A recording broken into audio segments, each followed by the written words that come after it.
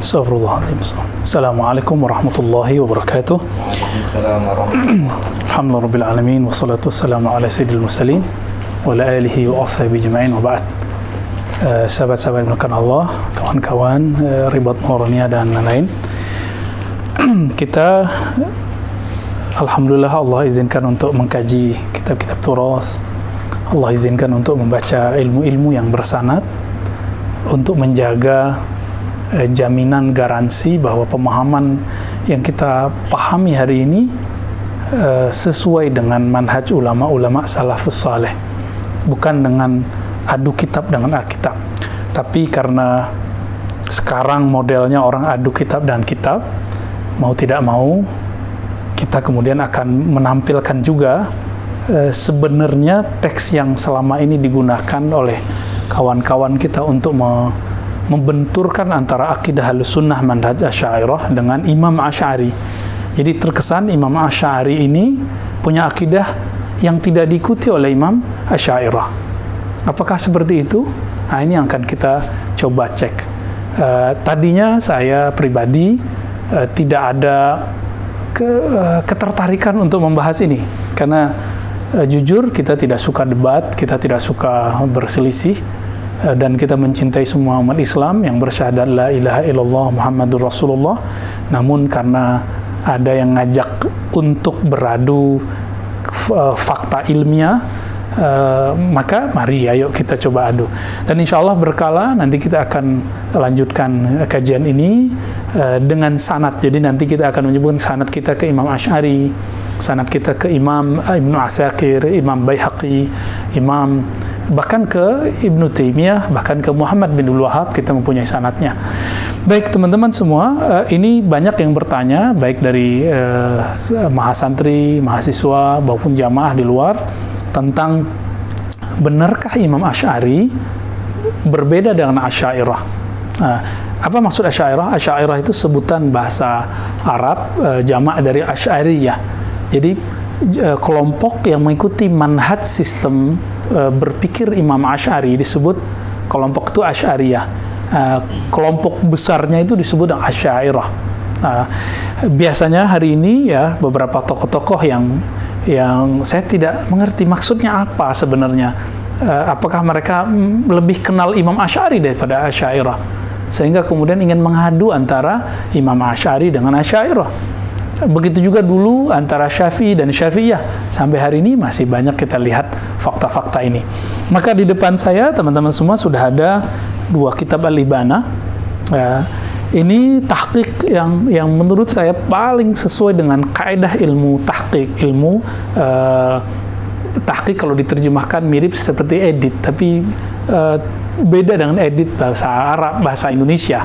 Edit dalam bahasa Indonesia hanya sekedar menyelaraskan bahasa, tapi edit tahqiq dalam bahasa Arab mirip dengan edisi kritis gitu. Jadi teksnya digabung. Misalnya dulu kitab kan tidak ada yang dicetak, semua kitab dulu salin, diimla, lalu diijazahkan oleh guru kepada murid. Lalu ijazah itulah yang akan menjamin keabsahannya. Nanti kita lihat ya. Di samping saya juga, di depan kita juga ada cetakan Darul Fadilah. Kalau ini Darul Amsar, satu di Mesir, satu dari Saudi. Dan ini kok berbeda gitu isinya, dan perbedaannya bukan perbedaan yang biasa, tapi perbedaan yang sangat aneh. Dan bahkan di cetakan yang dari Saudi ini kita lihat ada tanaqudat ya. Asy'ari berbicara apa, tapi kemudian dia membuat ta'liq, komentar yang berbeda dengan Imam Asy'ari sendiri.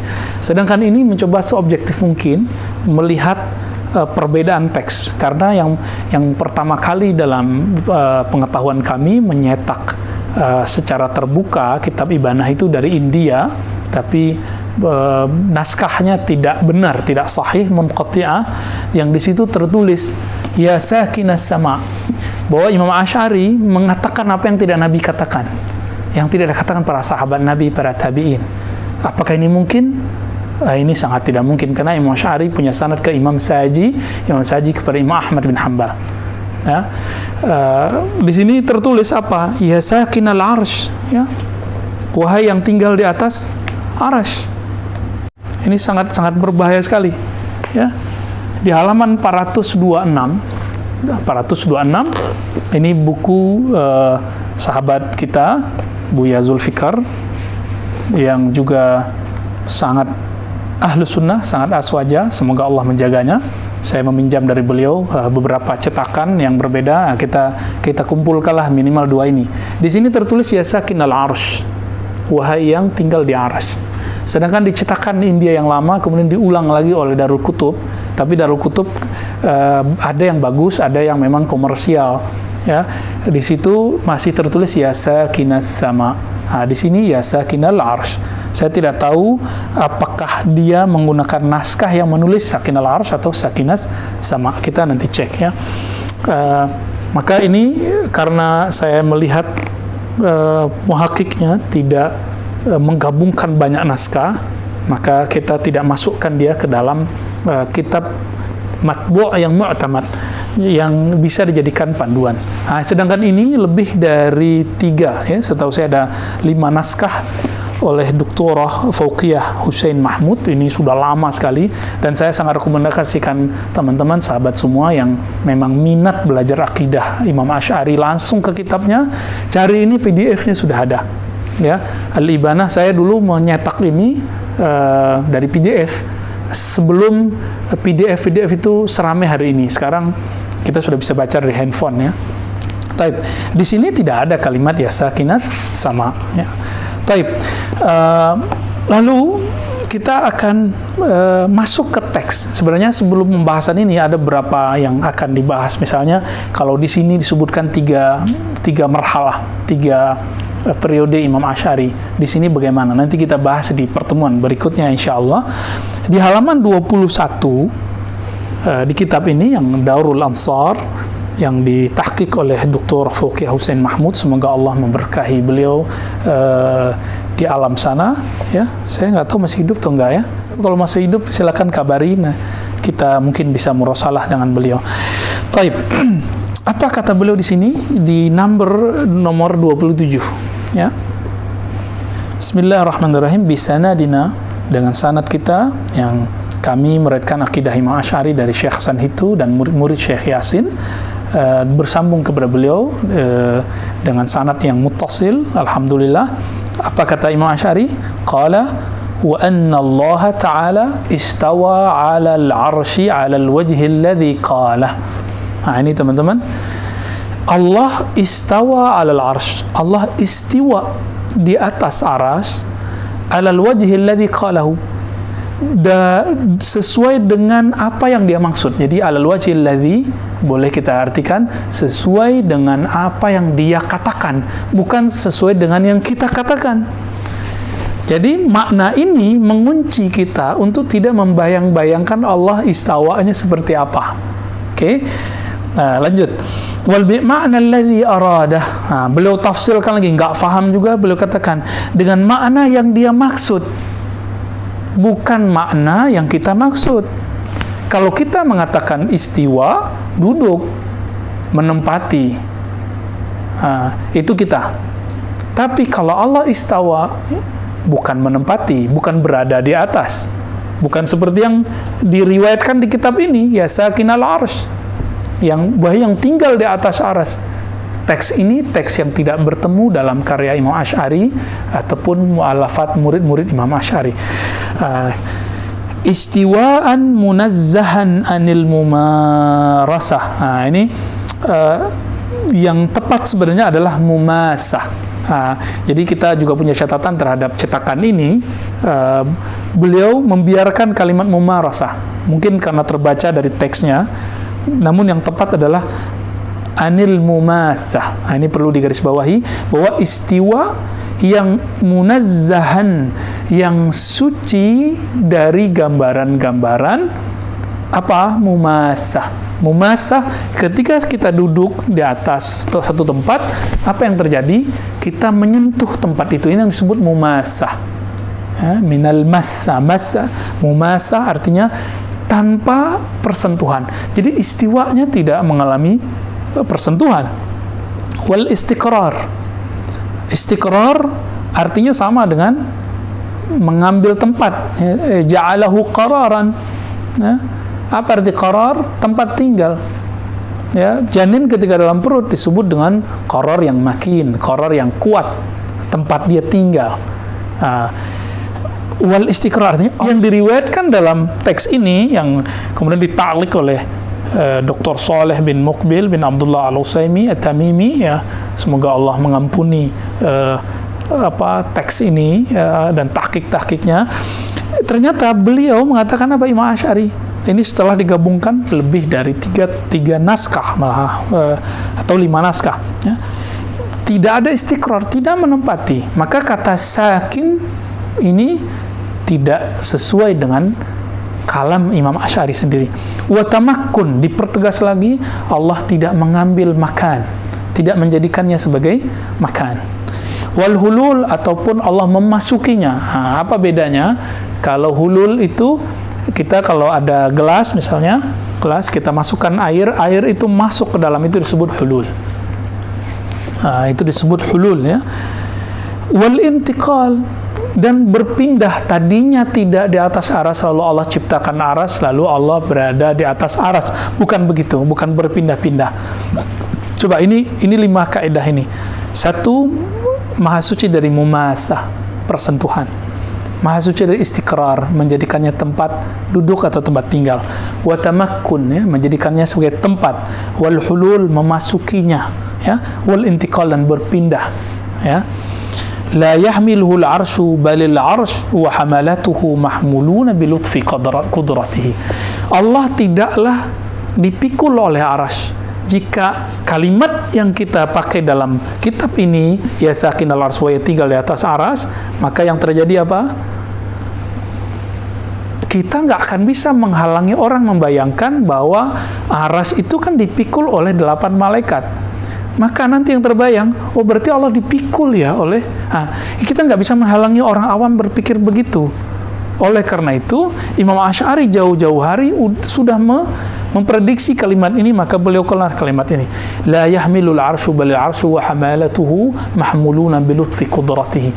Bukanlah Allah itu dipikul oleh arsy atau dipikul oleh 8 malaikat yang membawa, yang menahan aras, tapi mereka semua, aras dan malaikat itu justru mereka dipikul, ditanggung, dijamin, dijaga oleh kehalusan kudrahnya Allah Ta'ala. Wa maqhurun fi qabdatihi, dan mereka dikuasai oleh kekuasaan Allah Subhanahu wa taala, ya. Wa huwa fawqal arsy wa fawqa kulli syai'in ila tukhumis tsara. Ini penting teman-teman. Kalimat ini sering dipotong. Jadi kalimat istawa tadi di atas lalu dipotong langsung ke wa huwa fawqal arsy. Dia di atas arsy. Wa fawqa kulli syai'in ila tukhumis tsara. Tapi kalimat berikutnya tidak diulang, tidak dilanjutkan. Bahkan di atas segala sesuatu sampai ke bawah bumi, sampai ke dalam bumi. Tukhumis tsara, ya. Fauqiyatun. Ini penting sekali. Boleh dibaca fauqiyatan, ya. La taziduhu qurban ilal arsy was sama. Tidaklah fauqiyahnya, ketinggiannya itu menambah dekat kepada arsy atau langit. Ini membantah asumsi nanti Syekh Ibnu Taimiyah mengatakan orang di atas gunung lebih dekat kepada Allah daripada yang di bawah gunung, atau perkataan Darimi yang dinukil oleh Ibnu Taimiyah juga, ya. Jadi kalimat fauq ini apakah bermakna dia di atas, berarti di atas arah? Teman-teman, ini biasanya sering dijebak oleh logika-logika sederhana. Katanya tidak boleh pakai logika, tapi ternyata salah satu sahabat kita, ya, saya tetap menganggap yang bersyahadat sahabat kita, tidak boleh pakai akal, tapi dia ternyata pakai akal, mengakal-ngakalinya. Jika Allah tidak di bawah, ya di atas. Kalau tidak di atas, ya di bawah. Itu dia telah mengakal-akali Allah. Dia gagal dari bab pertama, di bab wujud. Kana Allah wa la syai'a ma'ah. Hadis Sahih Bukhari, Allah ada, tidak syai'. Syai' itu dalam bahasa disebut ada jism atau ghairu jism. Benda atau bukan benda. Nanti turunnya jirim. Benda itu punya arat, punya sifat kondisi. Apa kondisinya? Di atas, di bawah, bertempat, ya. Allah Subhanahu wa taala laisa kamitsli syai' dalam surah Asy-Syura ayat 11.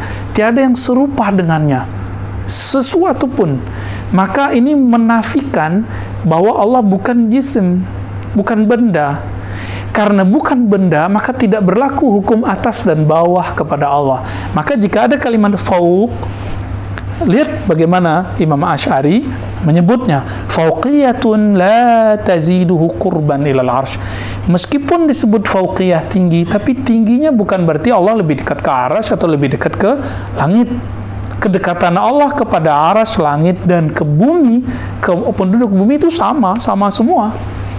Karena ada ayat wa huwa ma'akum ainama kuntum, dia bersamamu dimanapun kamu berada. Nah, coba lihat teman-teman. Bal huwa rafi'ud darajat anil arsy. Justru dia maha tinggi derajatnya dari arsy. Kalimatnya derajat di situ. Kama annahu rafi'ud darajat anis tsara, sebagaimana Allah juga maha tinggi dari puncak bumi, ya. Wa huwa ma'a dzalika qaribun min kulli mawjud. Namun meskipun disebut istawa, nuzul, ya, disebut semua itu, terserah katakan apa saja sesuai dengan yang ditulis oleh Allah, yang dikatakan Allah dalam Al-Quran.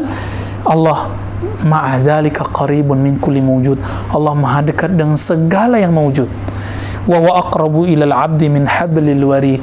Dia lebih dekat kepada hamba daripada hablil warid, urat lehernya, urat nadinya. Bukan berarti di urat nadi. Nah, ini kan katanya nggak boleh takwil, tapi sahabat kita mentakwil ayat itu. Ya. Jadi nahnu di situ bagi dia itu malaikat. Coba lihat tafsiran siapa yang mengatakan bahwa nahnu di situ malaikat. Yang sahih, ya, yang sahih. Apakah Nabi pernah mengatakan wa nahnu aqrabu ilaihi min hablil warid itu malaikat? Nah, sahabat kita yang menggunakan kitab Ibanah ini untuk membingungkan sahabat-sahabat kita yang aswaja. Saya membuat kajian ini bukan untuk merot dia, tapi untuk menenangkan teman-teman kita sebenarnya, karena wallahi saya tidak menyukai perdebatan. Wa huwa ala kulli syai'in syahid. Jadi kalimat huwa jelas. Imam Asy'ari bermaksud huwa adalah Allah. Jadi kata nahnu di situ adalah Allah. Tentu Imam Asy'ari lebih faham bab ini daripada kita, karena beliau 2/3 hidupnya di masa salafus saleh. Coba lihat apa kata beliau. Wa anna lahu subhanahu wa ta'ala wajhan bila kaif. Betul disebut Allah punya wajah, tapi bila kaif. Nah, apa arti bila kaif? Teman-teman semua, kata bila kaif itu juga dinukil oleh sahabat kita dari karya Imam Asy'ari, ya. Tapi kemudian maknanya disesuaikan dengan makna yang dia maksud, bukan makna yang Imam Asy'ari maksud. Sahabat yang melakukan Allah, jika kita mencari satu data, mencari kitab, serapa, jangan mencari pembenaran terhadap apa yang kita mau. Maka ini namanya ittiba'uz zon atau ittiba'ul hawa. Ya, orang-orang yang menjadikan hawanya sebagai ilahnya, ittiba'nya. Jangan sampai terjadi begini. Nah, coba lihat. Ini jadi Imam Asy'ari di Maqalatul Islamiyyin wa Ikhtilafil Musallin, beliau mengatakan kalimat yang penting sekali, dan ini sering dinukil. Saya menggunakan cetakan Darul Hadis, tahqiqnya lebih tipis, Syekh Ahmad Jad, ya. Apa kata Imam Asy'ari menukil bab ikhtilaf ulama-ulama atau firqah-firqah terhadap hal huwa fi makan atau duna makan. Jadi teman-teman yang mau lihat nanti di beda cetakan, tapi di bab huwa fi makan atau duna makan, amla, gitu, ya. Kalau di Darul Hadis halaman 125. Apa kata beliau? Wa qala ahlus sunnati wa ashabul hadis. Nah, betul kalimat ini. Wa qala ahlus sunnah, dan berkata kelompok ahlus sunnah dan ahli hadis. Laisa bijismin, Allah bukanlah jisim. Nah, tadi kita sudah sebutkan apa itu jisim. Jangan-jangan teman kita ini tidak faham jisim itu apa, ya. Tapi main baca-baca aja, ya. Wala yushbihul asya, tidak ada apapun yang menyerupainya. Boleh juga dibaca wala yushbihuhul asya'a atau tergantung nanti fa'ilnya siapa. Dia tidak menyerupai asya'a atau asya'a, segala sesuatu tidak menyerupainya. ya, la yushbihul asya, dua-duanya boleh. Wa annahu 'alal 'arsy, bahwasanya dia 'alal 'arsy, betul kalimat 'alal 'arsy istawa, karena istawa bermakna 'ala. Tapi apakah 'ala bermakna qarar, istiqrar, atau ittikhazul makan, atau sukun 'alal 'arsy seperti di kitab ini? Tentu tidak, ya. Kama qala azza wa jal ar-Rahman wal 'alal 'arsy istawa wa la nuqaddimu baina yadayillahi fil qaul. Kita tidak akan mengambil kalam siapa saja di atas kalam Allah. Tidak akan mengukakan akal pikiran kita, hawa nafsu kita di atas kalam Allah. Lihat teman-teman, ayat yang sama kok kita bisa berbeda. Kok kita bisa berbeda? Kitabnya sama, tapi kok kita juga bisa beda?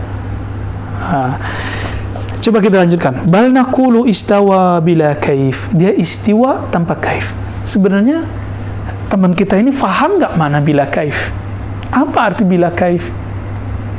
Kaif ini, bila kaif, yang paling pertama kali menggunakannya itu adalah Imam Rabi'atul Ra'i, guru Imam Malik, lalu dipatenkan oleh Imam Malik. Ketika Imam Malik ditanya, ini ada dalam kitab ini, ya, di dalam kitab Imam Al-Asma' wa Sifat Al-Baihaqi. Ini sering dinukil dan sering dibajak dalam tanda kutip, ya. Coba kita lihat, ya. Jadi Imam Malik ketika kedatangan seseorang lalu bertanya orang tersebut, kaifal istiwa?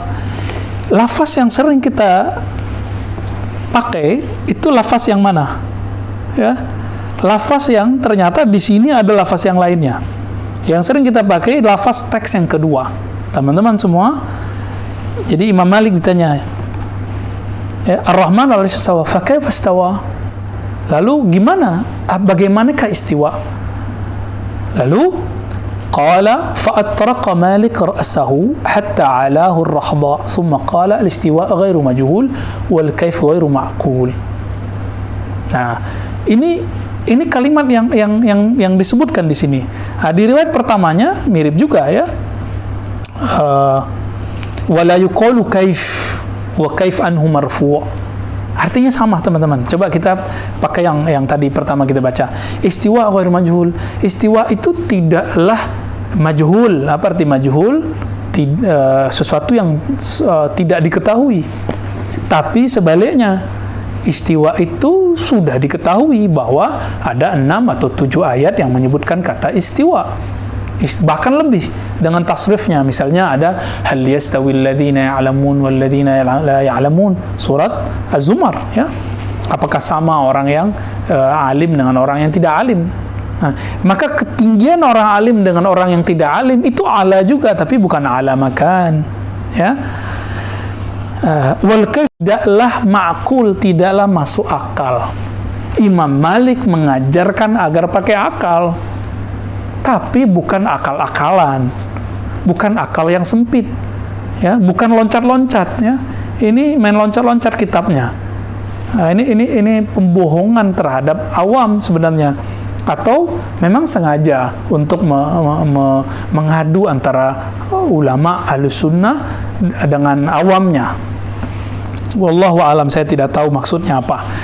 Wal iman bihi wajib wa su'al anhu bid'ah. Iman terhadap bahwa istawa 'alal 'arsy itu wajib, wa su'al anhu bid'ah. Bertanya tentang kaif itu bid'ah. Bertanya di mana, bagaimana, itu menjadi problem nanti, ya. Adapun mengenai di mana, nanti ada pembahasan khusus hadis ainallah, hadis jariyah, karena banyak juga yang bertanya itu. Nanti kita buat kajian khusus mengenai ini, insyaallah. Nah, teman-teman semua, ternyata setelah itu Imam Malik memerintahkan orang itu dikeluarkan karena dianggap ahli bid'ah. Jadi orang yang suka bahas-bahas begini itu ahli bid'ah. Seandainya dia hidup hari ini di zaman Malik, itu diusir.